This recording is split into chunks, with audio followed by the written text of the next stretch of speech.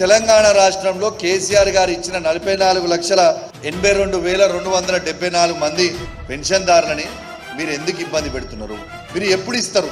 మీరు ఎందుకు పెంచుతలేరు? మీరు ఇచ్చిన 100 రోజుల హామీని దాదాపు ఇప్పుడు 200 రోజులు కాబోతా ఉంది.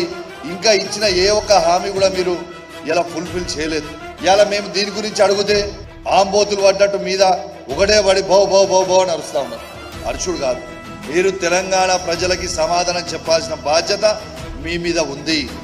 మీరు పెంచకపోతే, మీరు అడగకపోతే, మీరు ఇవ్వకపోతే మేము మాత్రం ఖచ్చితంగా మిమ్మల్ని ప్రశ్నిస్తూనే ఉంటాం.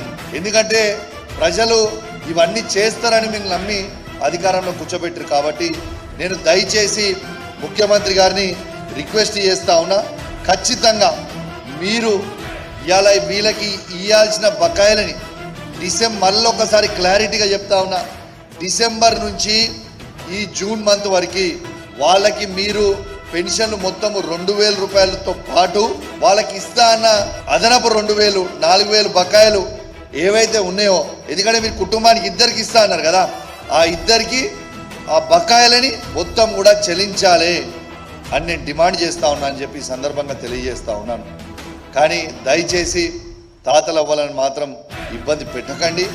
మీకేమైనా కోపం ఉంటే కేసీఆర్ గారి మీద, కేటీఆర్ గారి మీద, హరీష్ రావు గారి మీద మీకు కోపం ఉంటే మా మీద తీర్చుకొని మాకేం అభ్యంతరం లేదు. కానీ ఆ కోపము దయచేసి అవ్వాతాతల మీద తీయొద్దని మిమ్మల్ని దయచేసి మేము రిక్వెస్ట్ చేస్తూ ఉన్నాం.